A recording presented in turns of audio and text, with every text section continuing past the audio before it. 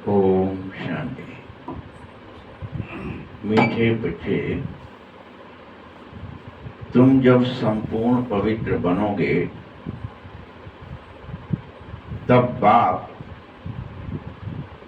तुम्हारी बलिहारी स्वीकार करेगा कि तुम बलि चढ़ गए। तुम्हारी वो बलि स्वीकार करेगा, कहा ये हो गया समर्पित। यूं ही स्वीकार नहीं होगी बलि।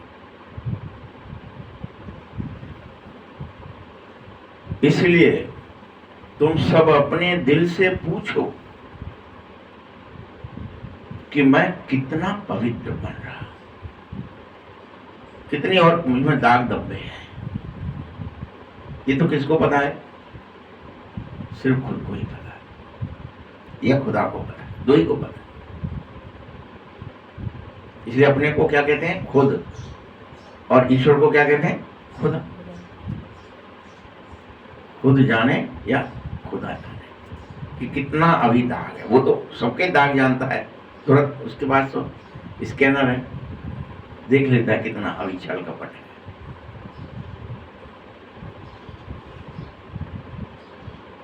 तो बलि चढ़ना है, तुम्हारी स्वीकार नहीं होगी, तभी होगी जब संपूर्ण पवित्र। प्रश्न, तुम बच्चे अभी खुशी खुशी से मुझ बाप पर बलि चढ़ते हो, क्यों? तुम बच्चे खुशी खुशी से।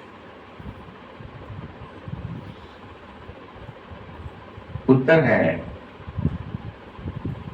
क्योंकि तुम जानते हो। क्या जानते हो तुम? कि अगर हम इस अंतिम जन्म, एक जन्म,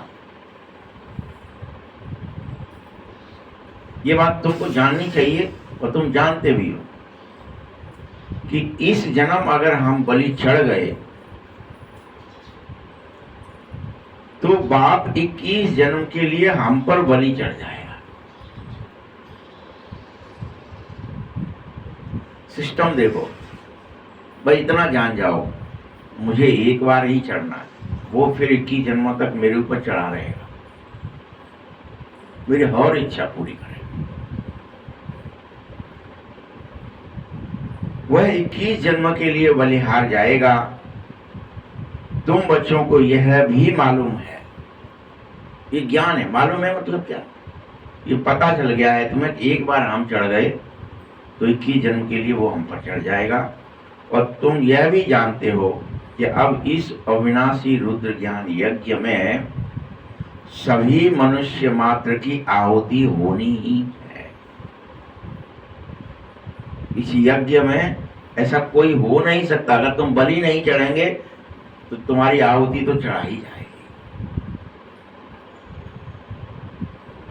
दिखाया है, एक मानस में चौपाई है, दुष्ट उदय जग आरती हेतु। जब हम दुष्ट बन जाते हैं तो हमारी आरती चढ़ाई जाती काट कर। उसका उदय ही इसलिए होता है कि संसार की आरती, उदय जग आरती, जग की आरती करने के लिए। इसलिए दुष्टता मैंटनी है इस संसार में सबकी, क्योंकि पतित शरीर है, पतित है सब कुछ। ये पतितपना पूरा भस्म किया जाएगा।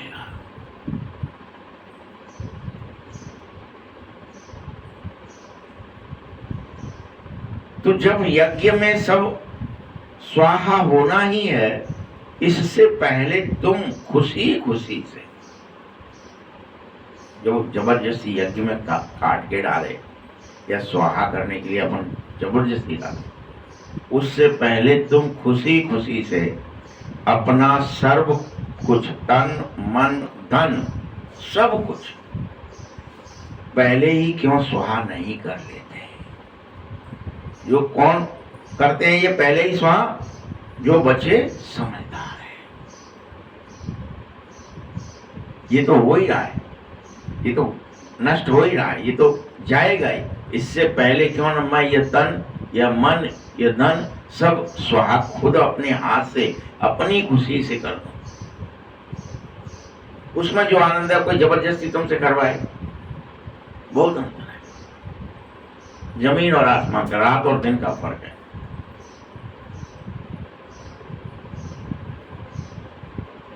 इसे दिखाया भी है कई जगह। साधु आया है कोई, या सती जी हैं, आए अपनी मर्जी से योग माया से शरीर को उतार दिया। वो कोई और उतारे, इससे अच्छा हम उतार दें।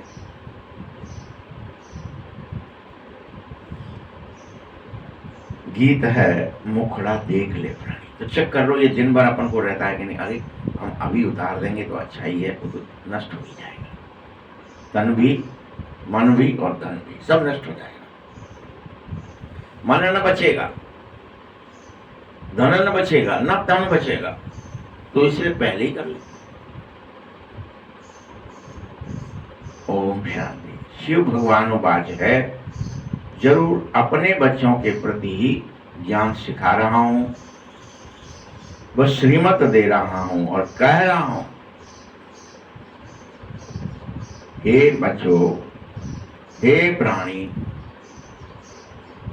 शरीर से प्राण निकल जाते व आत्मा निकल जाती, यह एक ही बात है। एक ही बात है। उसको प्राण भी कहते हैं, उसको आत्मा भी कहते हैं। इसलिए तुम्हारा नाम प्राणी है। हे प्राणी अथवा हे बच्चे, तुम देखो कि अब मेरे जीवन में से कितना पाप नष्ट हो रहा है और मैं कितना पुण्य आत्मा बन रहा हूं। रोज चेक कर। हे प्राणी, हे बच्चे, रोज चेक कर मेरे जीवन में क्या होने लगे। मेरे जीवन में से पाप नष्ट होने लगे, भस्म होने लगे, पुण्य उदय होने लगे। ये पुरुषार्थ रोज तुझे पाप नष्ट करने हैं, पुण्य प्रकट करने हैं।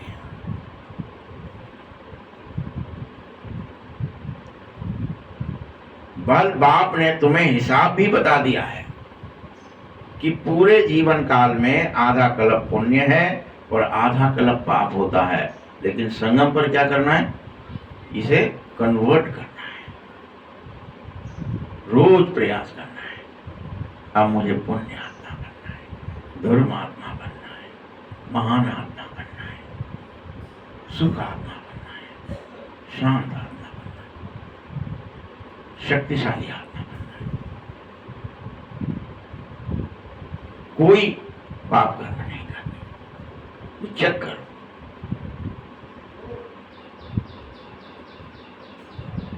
बच्चे, बाप तुम्हें पुण्य का वर्षा देता है, इसीलिए उसको राम कहते हैं।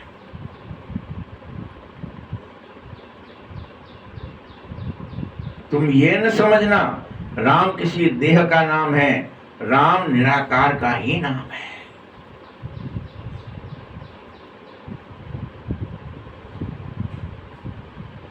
देहधारी का नहीं। रामचरितमानस में अनेकों ऐसी चौपाइयां हैं कि राम क्या है। राम सच्चिदानंद स्वरूपा,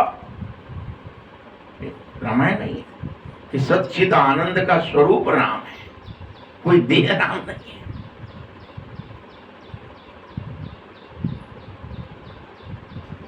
यानी निराकार परमात्मा के जितने गुण हैं जो आप सुनते हो, समझते हो, वो सब राम है। ये पहले से भी वर्णन है। और यहां भगवान बाबा कहता है कि राम निराकार को ही कहा जाता है, वो सीता वाला राम नहीं। कोई स्त्री पुरुष सीताराम तो त्रेता में, फिर तुम्हारा नाम रख दिया जाएगा, तुम बचो मेरे नाम पर।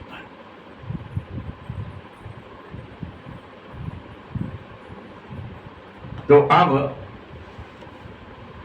तुम बचे जो आकर के ब्रह्मा मुख वंशावली ब्राह्मण बने हो, और तुम्हारी बुद्धि में आ जाना चाहिए कि बरोबर अभी मुझे रोज पुण्यात्मा बन के खुशी खुशी अपना तन मन धन स्वाहा करके अपने बलि चढ़ने से आधा कल्प के लिए मैं जरूर पुण्यात्मा बन जाऊंगा। ये कैलकुलेशन बुद्धि में कर कि कितना फायदा होगा। इन चंद दिनों ही तो करना है। कितना करना है? बुआई किसान कितने दिन करता है? अच्छा बताओ।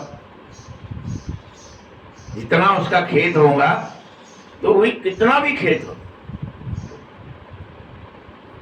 4 से 10 दिन में पूरा खत्म कर लेता है। साल भर नहीं करता है। और अगर उसने अच्छी चीज बोई है, फल आदि बोए हैं, फलों की खेती की है, तो क्या ही है, एक बार बो दिया तो 30 साल 50 साल 100 साल आम बो दिए तो क्या ही करते हैं वो लोग। बगीचा एक बार बन गया, 3 पीढ़ियां बैठ के खाती है।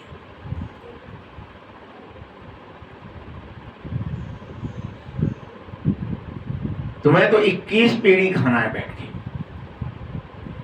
तो 2-3 पीढ़ी में ही खुश हो जाते हैं।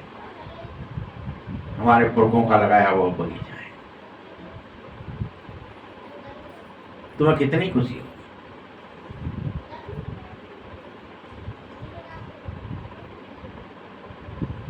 तुम बुद्धि से यह भी स्वीकार करो कि बरोबर हम आधा कल्प पुण्य आत्मा ही थे, फिर आधा कल्प पाप आत्मा बने हैं। अभी पुनः मुझे संगम पर पुण्य आत्मा बनना ही है। सर्वगुण संपन्न 16 कला संपूर्ण बनना ही है।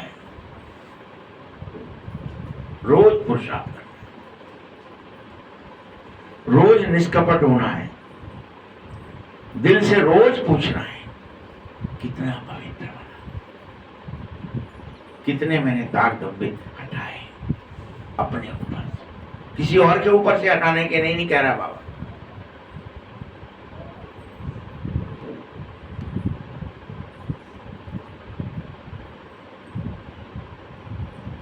हाँ, पाप आत्मा से पुण्य आत्मा बने कैसे, यह भी तो मैं तुम्हें रोज समझाता हूं। कोई एक दिन नहीं समझाता बाबा, रोज समझाता है। फिर भी इस पुरुषार्थ में तुम लगते नहीं हो। बच्चे, इसके लिए तुम्हें ना यज्ञ करनी है, ना तप करने हैं, ना जप करने हैं, ना भक्ति करनी है, न स्थूल तीर्थ करने हैं। इनसे तुम पुण्य आत्मा नहीं बन सकोगे।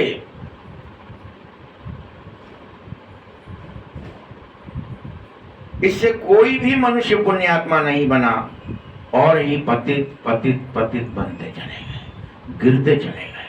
यह बात श्रीमद् भागवत गीता में स्पष्ट ऐसे ही लिखी है जैसे मुरली में लिखी है।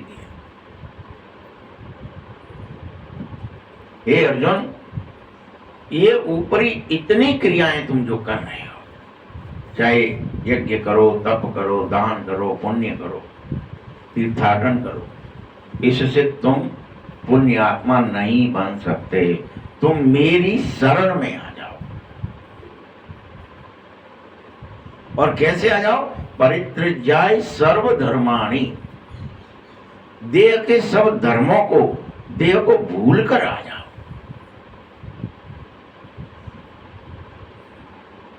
ये लिखा है।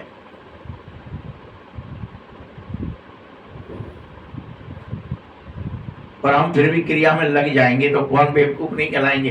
क्या जिससे जो काम होता ही नहीं है उसको क्यों कर रहे हैं? जब मना कर दिया है कि स्थूल क्रिया से नहीं होगा, फिर भी आज तक भी यज्ञ चल रहे हैं, कितने कितने ठटकम रोज होते हैं, कोई मना भी नहीं कर रहा है।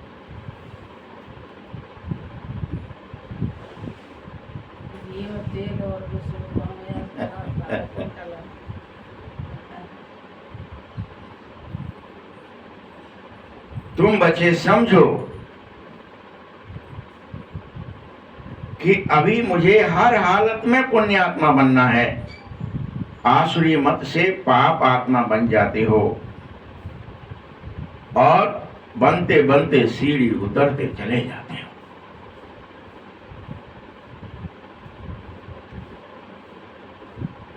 इसलिए तुम्हें फिर समझाता हूं, कितना समय रोज तुम देते हो, स्वयं को चेक करो। तुम्हें हर हालत में मुझसे सुख का वर्षा लेना है, रोज पुण्यात्मा बनना है, रोज बलि चढ़ना है। संपूर्ण पवित्र जिस दिन बन जाएंगे उस दिन तुम्हारी यह बलि मुझे स्वीकार हो जाएगी।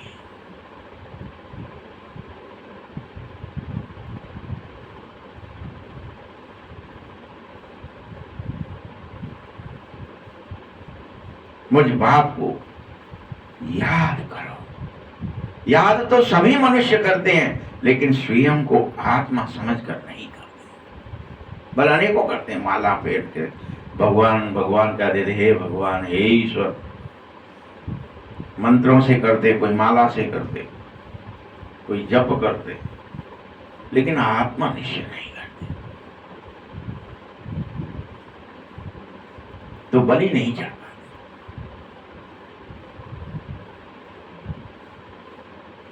बच्चे,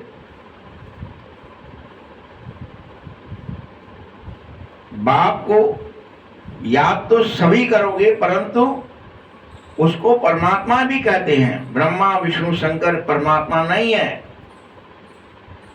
लेकिन तुम इस समय प्रजापिता ब्रह्मा कहते हो, परंतु प्रजापिता को कभी भी भक्ति मार्ग में याद नहीं करना है।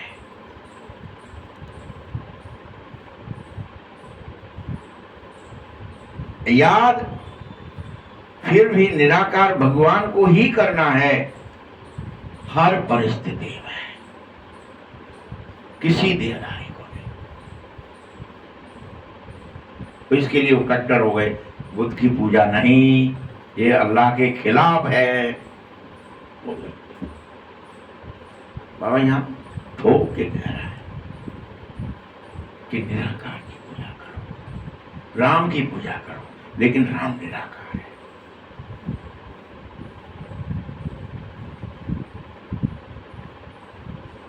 पूजा की नहीं कर, याद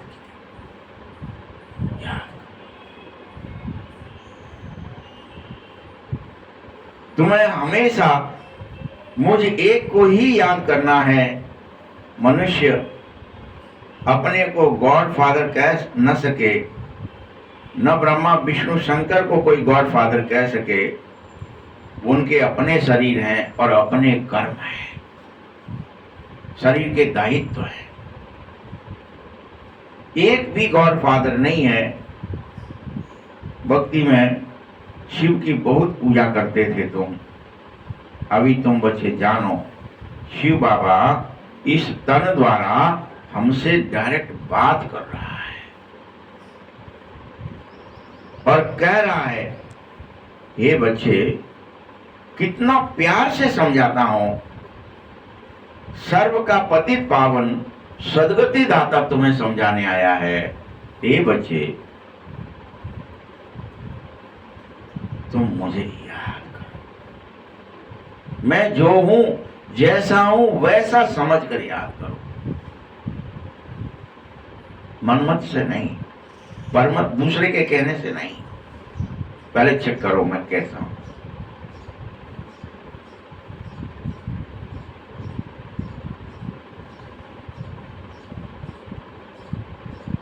मनुष्य तो मुझ बाप की महिमा करते हैं, लेकिन उनको यह पता ही नहीं है कि बरोबर में 5000 वर्ष बाद आकर के तुम्हें संपूर्ण पवित्र बनने के लिए इशारा कर रहा हूं।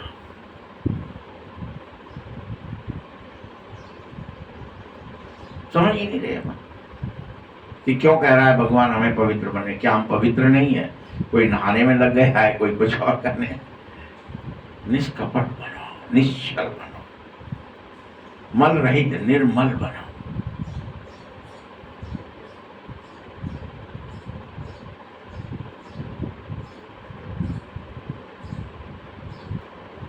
जरूर अब कलयुग का अंत है, सतयुग की आदि है, तभी संगम पर मैं आया हूं। तुम्हें श्रीमत दे रहा हूं, इस मत पर तुम अवश्य चलो।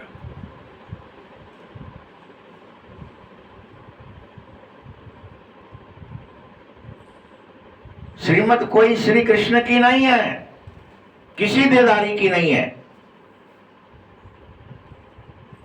यह श्री कृष्ण तो खुद श्रीमत पर चलकर इसकी आत्मा मनुष्य से देवता बनी है। तो ये खुद बना है, वो देगा कैसे वर्षा?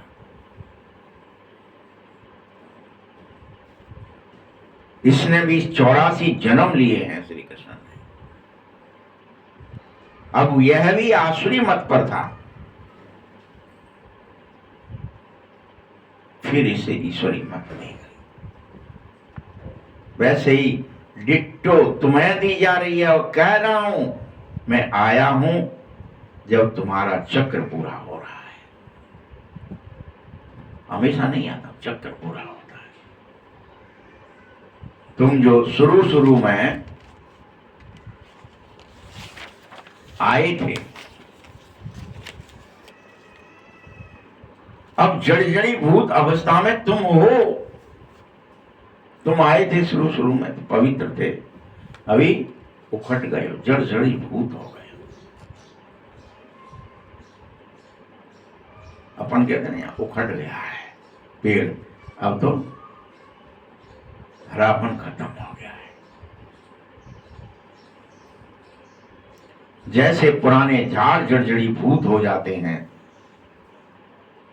पूरे के पूरे झाड़ नीचे से चाहे दीमक खा जाए, कोई बात हो कारण वो तो गिर जाते हैं। ऐसे बाप समझाता है, तुम तमो प्रधान बनने के कारण पूरी तरह जर्जरी भूत हो, गिर पड़े हो। तुम्हारे अंदर से करुणा, दया आदि सब भस्म हो गए। सच्चा प्रेम नहीं बचा है, आनंद नहीं है, सब मिट गया। यह मनुष्य सृष्टि का पूरा वैरायटी धर्मों का झाड़ है, और उल्टा है, इसका बीज भगवान है जो ऊपर में है, और उस बीज से ही सारा झाड़ निकला है।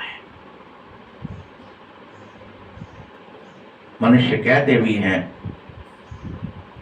हे भगवान, ओ गॉड फादर। आत्मा कहती है, आत्मा का नाम आत्मा ही है। आत्मा शरीर में आती है तो फिर आत्मा का नाम शरीर के नाम पर रख देते हैं। ये खेल चल रहा है। हे आत्माओं, इस आत्माओं की दुनिया में खेल नहीं है। खेल की जगह ये संसार है, ये नाटकशाला है, यही खेल हो सकता है। आत्माओं की दुनिया में परमधाम में कोई खेल नहीं हो रहा। वहां सब क्या हो जाता है, मर्ज हो जाता है। मन नहीं रहता, बुद्धि नहीं रहती, संस्कार नहीं रहते, सब आत्मा में बीज में मर्ज हो जाते हैं। खेल हो ही नहीं सकता।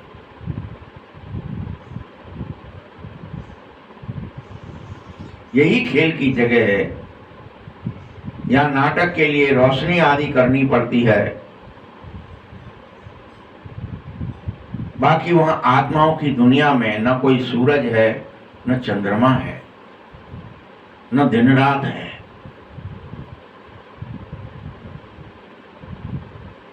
यह नाटक के लिए सूर्य चांद आदि बनाए गए।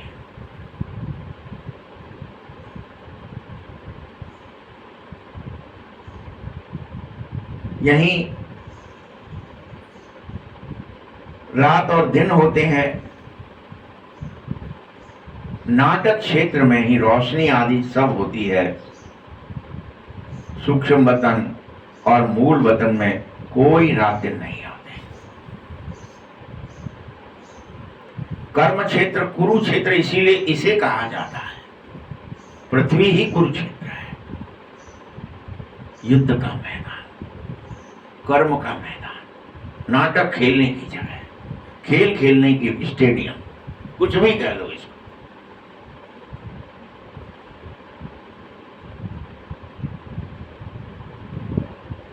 इसमें मनुष्य अच्छे कर्म भी कर रहा है और बुरे कर्म भी कर रहा है। सतयुग त्रेता में तुम सब अच्छे कर्म करते हो, क्योंकि वहां 5 विकार रूपी रावण नहीं होता, इसलिए तुम्हें बुरे कर्म पता ही नहीं, बुराई पता नहीं, छल कपट पता नहीं।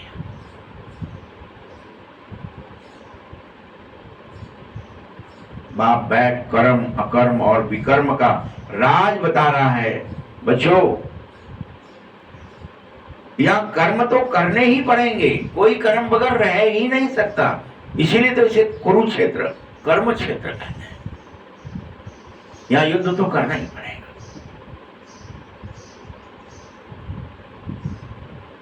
लेकिन तुम सब बाप की आज्ञा अनुसार कर्म करने वाले पांडव बनो।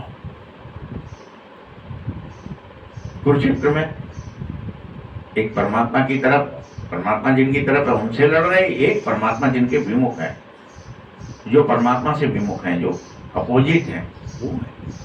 तो तुम्हारे कर्म अब कैसे हो जाने चाहिए? कुरुक्षेत्र में ईश्वरीय आज्ञाओं पर चलने वाले कर्म बगैर कोई नहीं रह सकता, ना कौरव ना पांडव। कुरुक्षेत्र में युद्ध तो सबको करना है।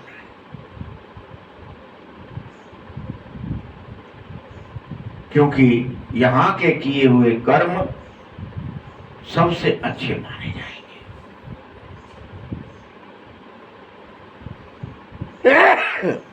पुण्य कर्म माने जाएंगे,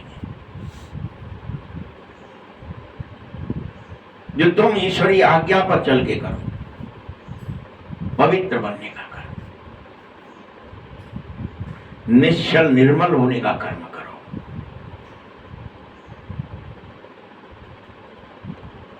पूरी तरह सतयुग में जब चले जाओगे तब कर्म तो करोगे, लेकिन वहां के कर्म पुण्य कर्म नहीं, अकर्म बनेंगे। पुण्य कर्म बस अभी किए जा सकते हैं। पुण्य कर्म क्या है? ईश्वरीय आज्ञा पर चलकर कर्म करना, श्वास प्रति श्वास भगवान की आज्ञा अनुसार, अरे देह दुनिया को भूल कर कर्म कर, एक ही काम कर, पवित्र होने का कर्म कर, अपने को छक्कर कोई दाग तो नहीं है, बलि चढ़ने का कर्म कर।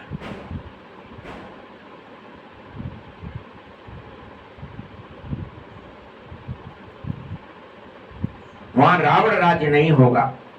सतयुग में उसको स्वर्ग कहा जाएगा, हेवन कहा जाएगा।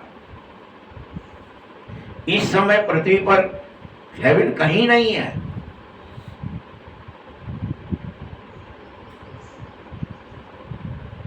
सतयुग में एक ही भारत होगा, कोई खंड नहीं होगा, अखंड।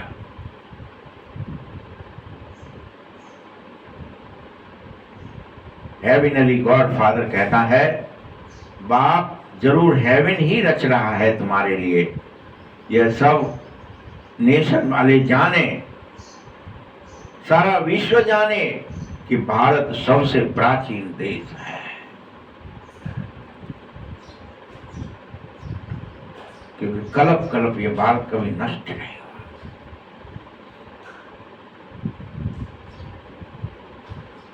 मानुष्यता, मानवता यहां से नष्ट नहीं हुई।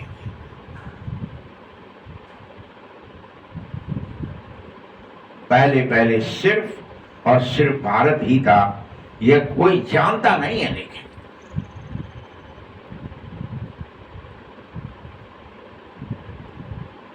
अभी तो नहीं है ना, यह है ही 5000 वर्ष की बात। भल वो लोग कहते हैं, जो हिस्ट्री लिखने वाले या क्रिश्चियन लोग हैं, कि 3000 वर्ष पहले क्राइस्ट से भारत स्वर्ग ही था।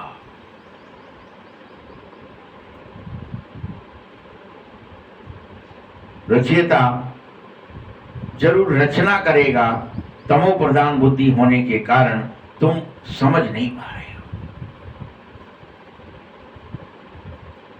यह भारत तो सबसे ऊंच खंड है, सबसे पहली बिरादरी मनुष्य सृष्टि की है, यही उत्पन्न हुई।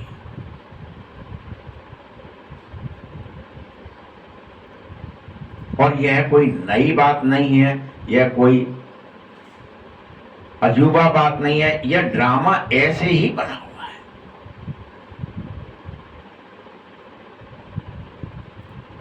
साहूकार गरीबों को मदद करते हैं ना, यह हमेशा से ही चला आया है। वैसे ही जैसे भक्ति में तुम साहूकार थे तो गरीबों को दान करते रहते थे, परंतु यह है ही इस समय की पतित दुनिया। जो कुछ भी है इस समय तुम्हारे पास, तुम दान पुण्य करते और पतित ही बनते रहते, क्योंकि तुम वह दान पुण्य पतित को करते हो, तो वो तुम्हारा सफल नहीं होता है, वो सब पतित पने में चला जाता है। आप कीचड़ में चाहे हीरा ही क्यों न डाल दो, मोती हीरे माणिक वो सब कीचड़ है, गंध है।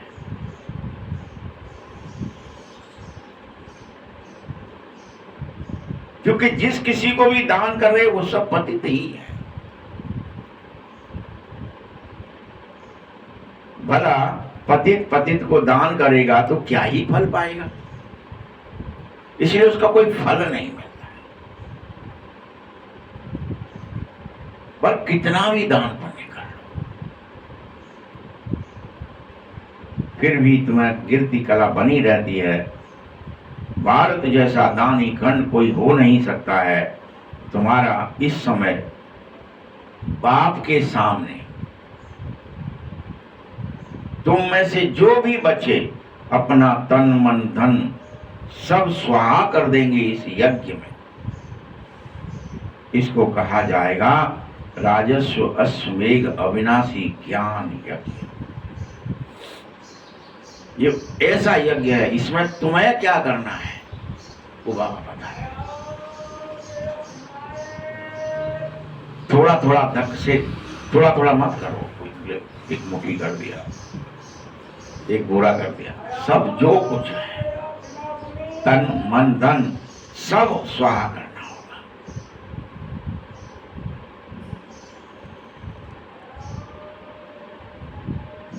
यह पुराना शरीर है, इसको भी स्वाहा करना होगा।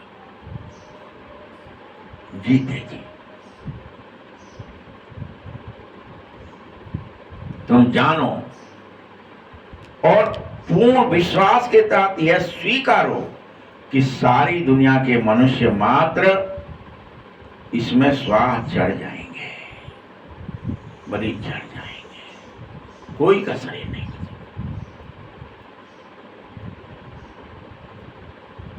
इसलिए क्यों न मैं खुशी खुशी से, जब मेरा यह शरीर बलि जबरदस्ती चढ़ाया जाए उससे पहले बाबा पर बलि चढ़ा दूं अपने को,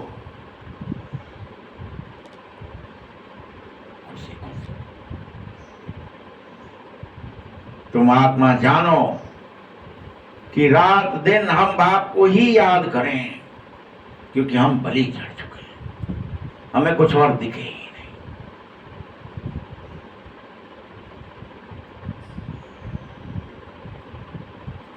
तुम पहले सिर्फ कहते रहे थे भक्ति में, बाबा जब आप आओगे तो हम आप पर बलिहार जाएंगे, बलि चढ़ जाएंगे, हम आपके हो जाएंगे, सर्वस्व आपको देंगे। या भक्ति में कहते थे, तेरा तुझको अर्पण क्या लागे मेरा। अब अर्पण करने की बात आई है तो बुद्धि चला गया। पहले कह रहे थे रोज रोज,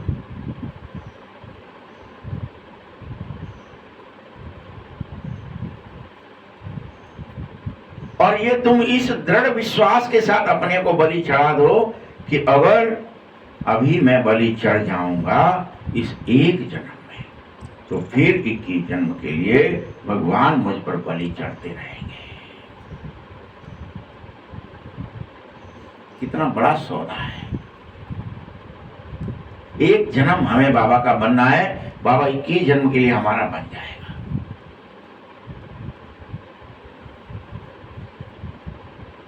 यह सौदागिरी है, जिसे कर लो, सौदा लेन देन है, ये व्यापार है। तुम एक बार, बाबा 21 बार। इसके लिए बस फिर कहानी बनाई कि फलां राजा थे और उनके टाइम में सब चीज एक बार बो 21 बार काटो, यही नियम था।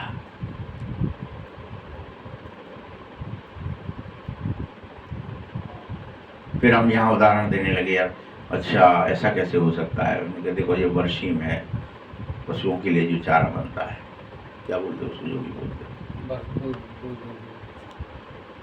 इसको काटो, पानी दो, फिर काटो, फिर पानी देते रहो, काटते रहो, काटते रहो, होता ही रहता है। बोलना नहीं पड़ता है, अनेकों बार काटो।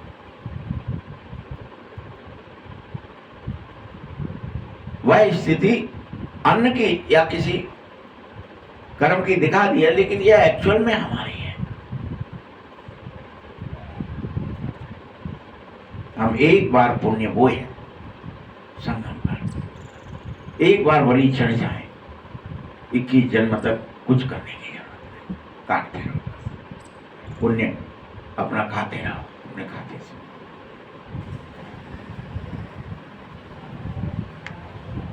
बाबा कह रहे हैं जब तक तुम्हारी आत्मा पवित्र नहीं बन जाती है,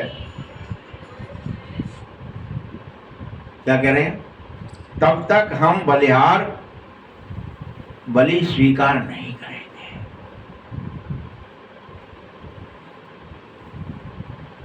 पूर्ण पवित्र बनेगी तभी यह बलि स्वीकार की जाएगी। थोड़ा थोड़ा काट काट के बलि चढ़ाते रहो, नहीं होगा, पूरा चढ़ जाओ तो फिर उसी समय हम तुम्हारी बलि एक्सेप्ट कर लिए, स्वीकार कर ली जाए, हाँ ये बलि चढ़ गया।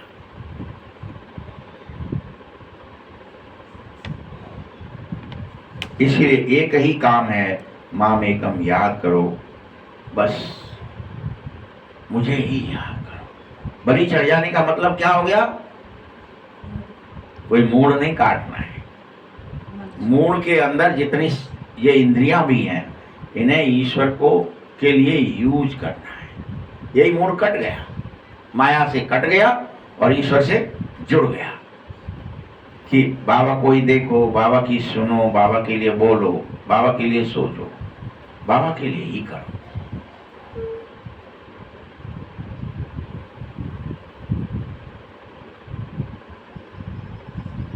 जैसे ही तुम माम एकम, मैं एक हूं, मुझे याद करने लगोगे तो आत्मा परम पवित्र बन जाएगी।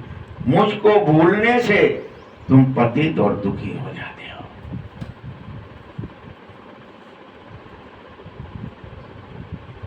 मनुष्य जब जब दुखी होता है तो फिर शरणागति लेता है। ऐसे तुम 63 जन्म रावण के इन कर्मों से बहुत दुखी हो गए हो। एक सीता की बात नहीं है, तुम सभी सीताएं पूरी तरह शोक में हो, दुखी हो, बुला रही हो, हे प्रभु कब सुनोगे, कब सुनोगे, कब सुनोगे।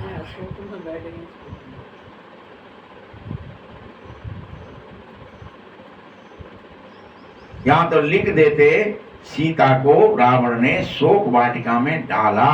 वास्तव में सारी बात संगम युग की है, इस समय की है।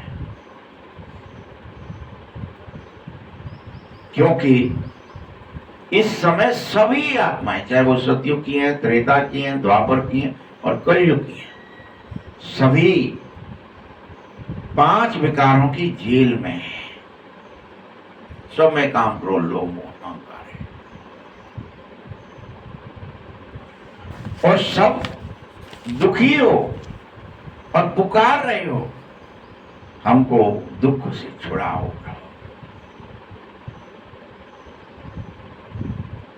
एक ही बात नहीं है। बाबा समझ आता है किसी एक आत्मा की बात नहीं है, एक सीता की बात नहीं है। सारी दुनिया ही रावण की जेल है, सारी दुनिया, सारी पृथ्वी। इसे इसीलिए रावण राज्य कहते हैं। यहां चौतरफा काम क्रोध लोभ मोह का ही शासन चल रहा है, राज्य चल रहा है, अहंकार का ही शासन चल रहा है।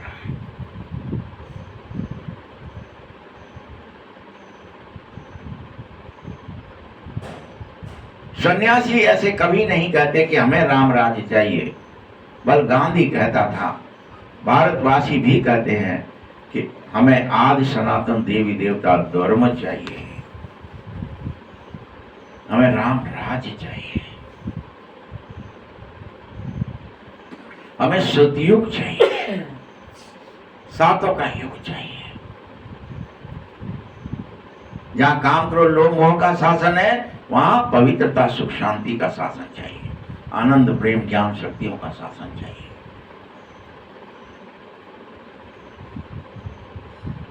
फिर से एक ही आदि सनातन देवी देवता धर्म की स्थापना हो रही है।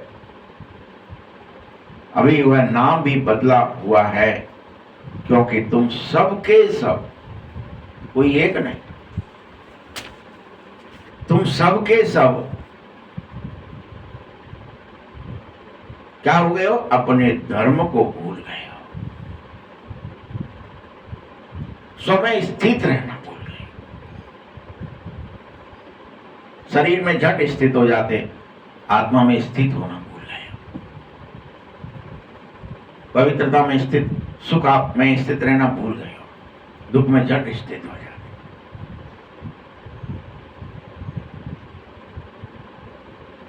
इसीलिए बाप कहता है, तुम अपने धर्म और अपने कर्म पूरी तरह भूले हुए हो, विषय में धर्म भ्रष्ट और कर्म भ्रष्ट हो गए। इसको ही कहते हैं अन्य धर्म में कन्वर्ट हो गए, देह के धर्म में कन्वर्ट हो गए। तो यहां फिर अनेकों मुसलमान आए, हिंदुओं को अपने धर्म में कन्वर्ट करने लगे, क्रिश्चियन आए, वो तुम्हें कन्वर्ट करने लगे, और भारतवासियों की जनसंख्या अन्य अन्य बनाकर कन्वर्ट करते करते सबसे कम रह गई है। सबसे कम क्षेत्रफल और सबसे बड़ा धर्म। खुद ही तुम अपने को आदि सनातन देवी देवता ना कह के हिंदू कहने लगे, सब कन्वर्ट हो गए।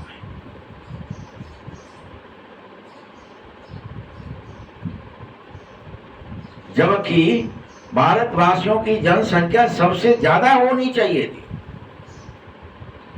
सबसे कम नहीं रहेगी, क्योंकि वही थे सिर्फ। सही है, मार मार के बना दिए थे तो वही थे। अरे यहाँ पर भी, ये संसार भी, स्थूल में भी फूलों का बगीचा था या फलों का बगीचा था, कोई कांटों का जंगल हो गया है। मनुष्य नहीं हुए।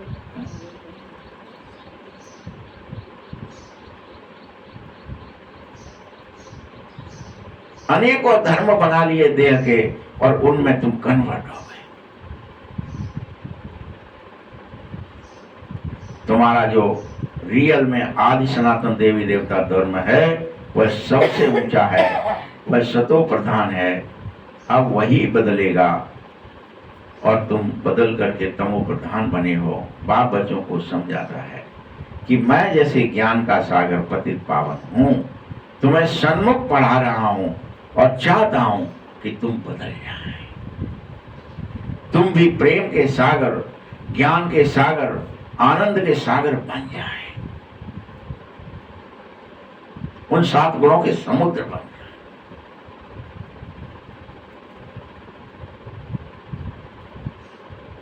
ये तुम्हारी ही महिमा हो जाए, भगवान को प्रसन्नता होगी ना, वाह बच्चे मेरे जैसे हो गए, चलो अब मेरा काम पूरा हो।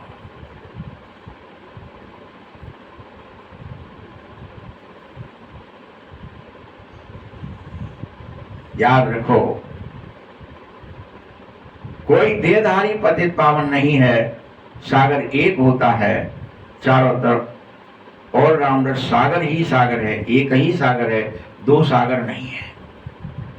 हमने भले ही उसके नाम 7 जगह अलग अलग कि यहाँ से ये लाल सागर है, ये अरब सागर है, ये प्रशांत सागर है, ये फलाना हिंद महासागर है, ये आर्कटिका है, रख लिए समुद्र एक ही है।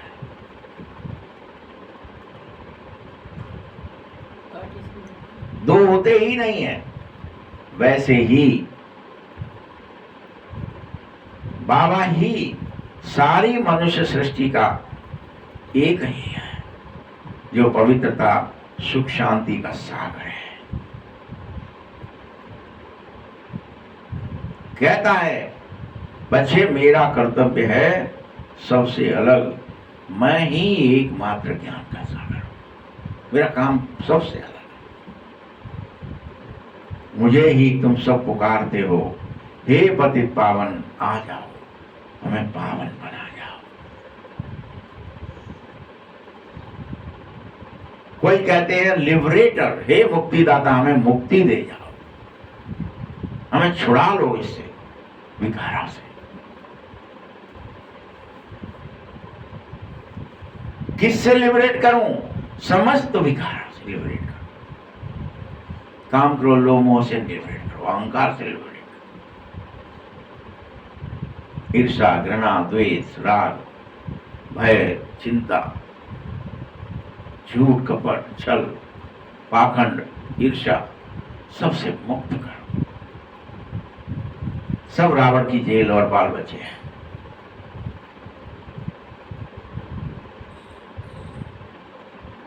परंतु तुम जानते नहीं हो कैसे। बाप कहता है बलि चढ़ने से। कैसे? तो हमने यहाँ मैया के ऊपर बलि, बाप के ऊपर बलि बलि बलि बलि, कि बलि से भगवान प्रसन्न होता है। और शास्त्र में लिखा है, तो शास्त्र तो मुरली से ही निकले हैं ना सारे। कहाँ से निकले? अच्छा, तुम्हें याद रहता है ये मुरली? कोई कोई तुम में से बैठ के वो लिख देता बस। जब फिर से इमर्ज होगा द्वापर से, तुम बैठ लिखने लगोगे, अच्छा बलि चढ़ने से होता है, कुछ याद आ रहा है, बलि क्रिया है। मिला वो उसकी करने लगा। भैंसा बकरा मतलब जिसके जैसे वे बोल ना पाते थे बिना चढ़ा दे तो लिख दिया बस, इसलिए लोग करने लगे। पहले शुरू में तो खुद को ही बलि चढ़ाते होंगे, बाद में तो दिखा दिया पहले आदमी कोई अपने आप को, उन्होंने अपना बच्चा बलि चढ़ा दिया, पहले खुद को चढ़ाया।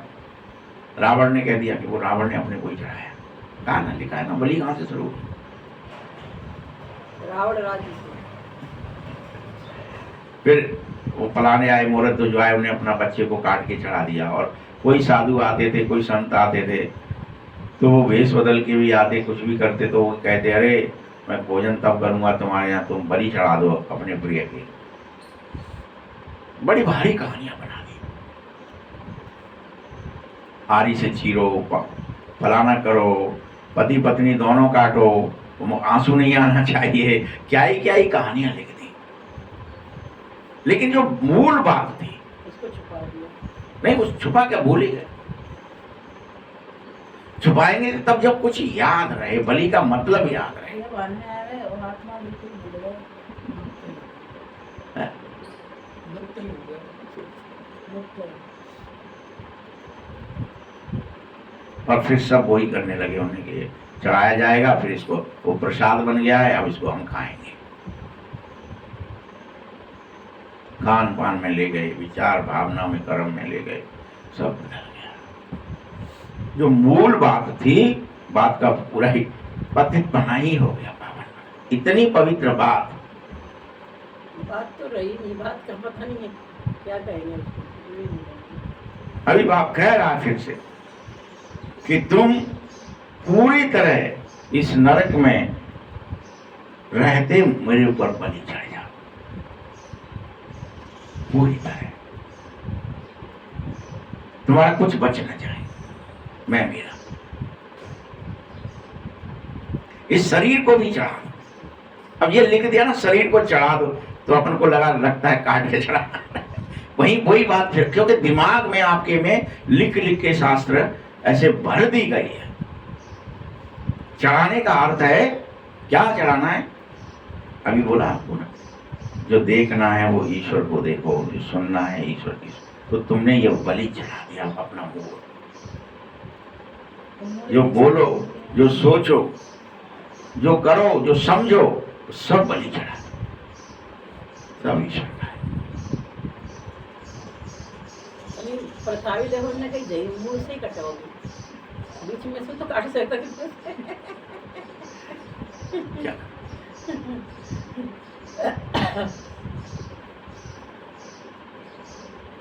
सन्यासी कभी नहीं कहते कि दुख से लिबरेट करो, क्योंकि फलाना स्वर्गवासी हुआ हुआ है, फिर कहते हैं पार निर्माण गया। विलायत में भी कहते हैं लेफ्ट फॉर हेवनली अवार्ड। अरे गॉड फादर पास चले गए, हेवनली गॉड फादर कहते हैं, बरोबर हेवन था अब नहीं है, हेल के बाद हेवन चाहिए ही चाहिए। गॉड फादर को यहां आकर के हेवन स्थापित करना ही है।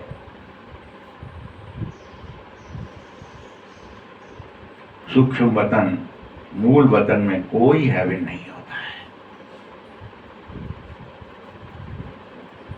तभी तो बाप को यहीं आना पड़ता है। कोई सूक्ष्म वतन में स्वर्ग थोड़ी है, आत्मा खींच के ले जाए। भगवान को यहीं आना, इसे ही स्वर्ग बनाना पड़ता है। खेल पूरे नहीं चलते, खेल ही नहीं है। मैदान चाहिए ना, मैदान चाहिए। बच्चों, मैं आकर प्रकृति का आधार लेता हूं। मेरा जन्म मनुष्य माफिक नहीं होता, मैं गर्भ में नहीं जाता। तुम सब गर्भ में जाते हो, मैं नहीं जाता। मेरा दिव्य जन्म है, मेरे दिव्य कर्म है। हे अर्जुन, मेरा जन्म निकाल, ऐसे कैसे कह रहे हो? ऐसे कैसे कह रहे हो तुम? हमें तो पता हो तुम हमारे बुआ के फलाने हो, ठिकाने हो। कह रहे नहीं, मैं नहीं जाता। तो उन्होंने कह दिया अच्छा वो प्रकट हुए थे।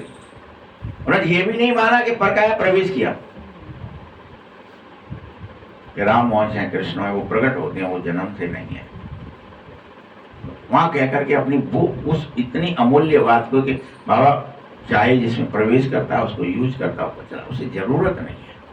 ये नहीं सोचा अपन ने क्या सोचा, अच्छा तो क्या हुआ होगा कि वो बने तो फिर चार भुजा आते, फिर ने मना करते ही कि का इतने बड़े हम क्या करेंगे, ये फलाना करें। कहानी ऐसी ऐसी बना दी हमने गपोड़ा कि फिर वो छोटे हो गए, रोने लगे, फलाना, जन्मे वो फिर छोटे,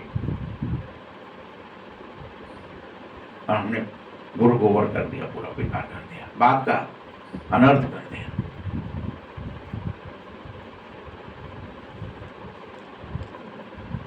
सतयुग में गर्भ महल होंगे, वहां कोई विकर्म नहीं होगा जो सजा भोगनी पड़े।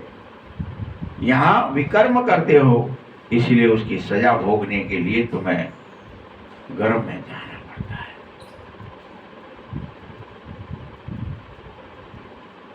इसलिए इसे गर्भ जेल कहा जाता है।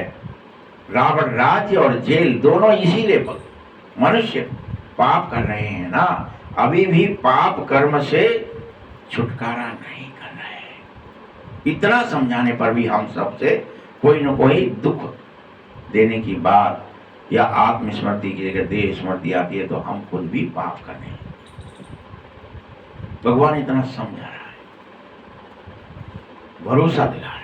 एक बार बलि चढ़ जाओ, 21 जन्म मैं तुम्हारे ऊपर बलि चढ़ा रहूंगा, मैं विश्वास दिला रहा हूं। बोले फिर भी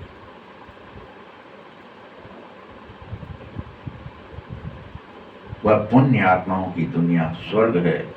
इसीलिए फिर उसके लिए कह दिया कि पीपल के पत्ते पर कृष्ण आया। ये कृष्ण की महिमा दिखा देते हैं। सतयुग में गर्भ में दुख नहीं होते बाप, इसलिए कर्म अकर्म विकर्म की गति समझा रहा है, जिसका फिर शास्त्र आदि गीता बैठ बनाई गई। परंतु उसमें शिव भगवानोवाच के बदले भगवानोवाच भी है और श्री कृष्ण भगवानोवाच नाम डाल दिया गया है।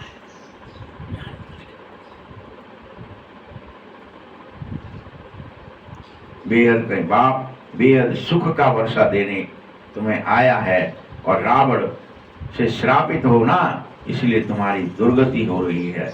यह बड़ा श्राप भी ड्रामे में नून है बाबा, इसमें कुछ नहीं, ये नून है। मैं तुम्हें वरदान दे रहा हूं, बच्चे आयुष्मान भव, संपत्तिवान भव, पुत्रवान भव, dot dot dot dot dot dot, सभी सुख का वर्षा देता हूं, तुमको पढ़ा रहा हूं, तुम इसे पढ़ो और पतित से पावन बन जाओ, पढ़ाई से मनुष्य से देवता बन जाओ। यह नई रचना तुम स्वयं को रचो, मैं तुम्हें रच रहा हूं, तुम रच जाओ, तुम उसमें विरच मत हो।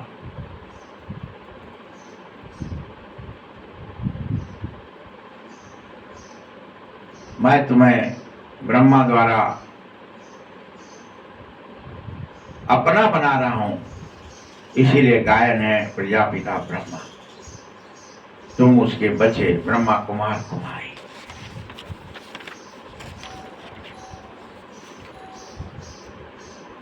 दादे से वर्षा लो, हर कल्प लिया है, कोई नई बात नहीं है, आगे भी लिया था, आगे भी लेते रहोगे, अब फिर ले लो और दक से मेरे बन जाओ, देर न लगाओ, पुण्य करो, पाप नहीं। मेरे बन गए माने ईश्वर के पुण्य आत्मा बन गए। पाप कर रहे हो तो रावण के हो, मेरे नहीं, राम के नहीं। देह बने हुए हो, आत्मा नहीं। आत्मा के संबंध में जाओ और तब कहे जाओगे हम भाई भाई हैं, स्त्री पुरुष के संबंध में नहीं, देह के संबंध में नहीं।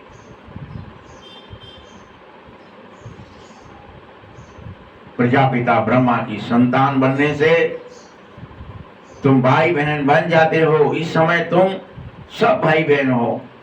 तुमने बाबा से वर्षा लिया है, अब भी बाप से वर्षा ले रहे हो। शिव बाबा कहता है मीठे बच्चे तुम हर हाल में मुझे ही याद करो, उठते बैठते सोते हर हाल में मुझे ही याद करो। ये शिव बाबा का आदेश है।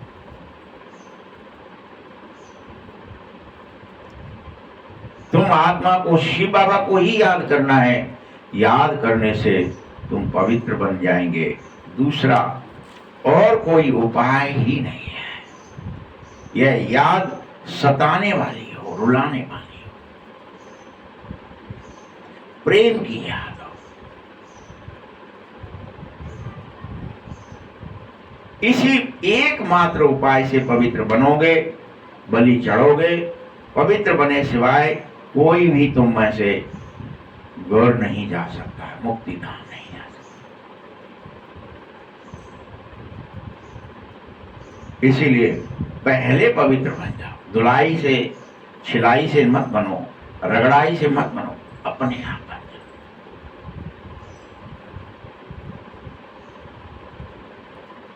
जीवन मुक्ति धाम में पहले पहले आदि सनातन देवी देवता धर्म था, फिर नंबरवार और सब धर्म आए हैं। बाप अंत में आकर सभी को दुखों से मुक्त कर रहा है, सभी को।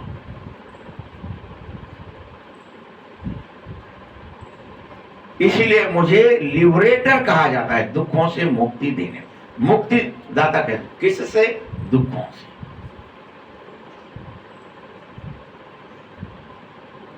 बच्चों सिर्फ तुम मुझे याद करो, इस एक कर्म से मात्र तुम्हारे सारे पाप भस्म हो जाएंगे।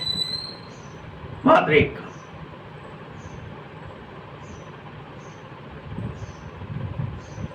बुलाते भी हो, बाबा आ जाओ, हमको पतित से पावन बना जाओ। टीचर से पढ़ते हो, इसमें चरित्र करते हैं क्या? यह पढ़ाई है ऐसे।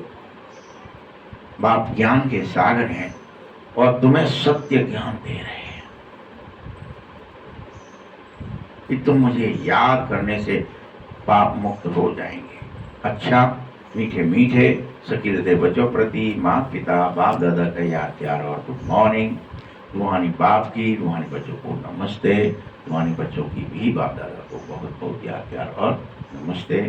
धारणा के लिए मुख्य सार है कर्म, अकर्म और विकर्म की गति को जान। अब तुम कोई विकर्म करो ही मत। तुम जान चुके हो ना, और जान करके भी करेंगे तो विकर्म तो अच्छी बात नहीं है। कुरुक्षेत्र कर्म क्षेत्र पर कर्म करते हुए संपूर्ण रूप से विकारों का त्याग करना ही विकर्म से बचना है। कुरुक्षेत्र कर्म क्षेत्र पर कर्म करते हुए विकारों का त्याग करना, विकर्म से बचना है। दूसरा पॉइंट है ऐसा पवित्र बनो जो हमारी बलिहारी परमात्मा बाप स्वीकार कर ले। हाँ बच्चे, तुम्हारी बलि स्वीकार हुई। वहां पर कहते वो यज्ञ स्वीकार हुई, वो घंटे बजने लगे, वो घंटा ध्वनि आ गई कि भाई बलि चढ़ गई, इसकी स्वीकार है। पवित्र बनकर पवित्र दुनिया में जाना ही है, इसीलिए तन मन धन इस यज्ञ में स्वाहा करके जरूर सफल कर लो। वरदान है ज्ञान की लाइट माइट द्वारा विघ्न विनाशक बनने वाले मास्टर नॉलेजफुल भव। भक्ति मार्ग में तुम गणेश को विघ्न विनाशक कहकर पूजाएं करते थे, पाठ करते थे, समझते थे कि विघ्न विनाशक एक देवता है, वो गणेश है। साथ साथ उसे मास्टर नॉलेजफुल अर्थात विद्यापति भी मानते थे कि वो लक्ष्मी का भी बेटा है तो सरस्वती का भी बेटा है, दोनों के बीच में बैठा रहता है। तो नॉलेजफुल भी है और विद्यापति मानते हैं।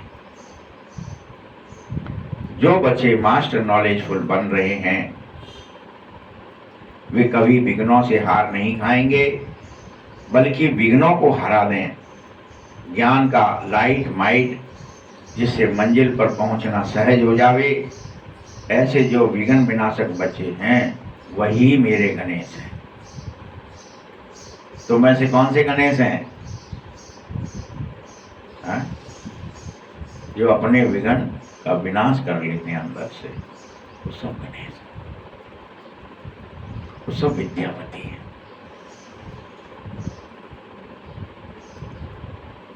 बाबा के साथ उन्हें कंबाइंड रहना आता है। कंबाइंड रहते तो उन्हें भाई कहीं घर में रह रहे, इकट्ठे रह रहे। कई बार पिक्चर बना देंगे हम, पार्वती की एक आंख और शिव जी की एक आंख, बीच में सूंड, आंखें 4 और मनुष्य 3 दिखते हैं उसमें। बीच में गणेश भी दिखता है, दोनों की एक एक आंख से वो बीच में बन जाता है। शिव जी की आंख अलग 2, पार्वती की अलग 2 देखेंगे तो 4 ही आंखें 4 है, लेकिन मनुष्य 3 दिखेंगे। तो यहाँ बाबा क्या कह रहा है? कंबाइंड, बाप के साथ कंबाइंड रहना अर्थात स्मरण रखना। कंबाइंड रहने का मतलब स्मृति रहे। बाबा ने कहा है मुझे याद करने से पाप भस्म होते, तो मुझे ये याद रहे कि बाबा को याद करने से पाप भस्म होते। मैं बाबा को याद करूं, देह को दुनिया को याद न करूं, तो फिर कभी विघ्न से हार नहीं सकोगे। स्लोगन है अंदर बाहर जो बुराइयां हैं उन्हें संपूर्ण बिल कर दो, तो विल पावर ऑटोमेटिक आ जाएगी। मुझे देखो, जितनी बुराइयां हैं सब मुझे अर्पित कर दो, संपूर्ण बिल कर दो, मेरे नाम उसकी वसीयत कर दो, बिल कर दो, तो तुम्हारे अंदर ऑटोमेटिक विल पावर, आत्म बल आ जाएगा। विल पावर मतलब तो व्यक्ति सारे हैं सदा अचल अडोल और एक रस स्थिति का अनुभव कैसे करेंगे? अभी अभी अनुभवी बनो, औरों को भी अचल अडोल बनाओ। अनुभव कराने का समय होता है। अब बच्चे, खेल का समय समाप्त हो रहा है, जल्दी कर लो, खेल खत्म होने वाला है। ये बहुत खेल लिए तुम। अब सदा समर्थ बन निर्बल आत्माओं को समर्थ बनाओ। आप लोगों में निर्बलता के संस्कार होंगे तो दूसरों को भी तुम निर्बल ही बना डालोगे। बलवानता के संकल्प लाओ। ज्ञान की हर पॉइंट के अनुभवी बनने के लिए एकांत प्रिय हो जाओ और एकाग्रता के अभ्यास को बहुत बढ़ाओ। ओम शांति।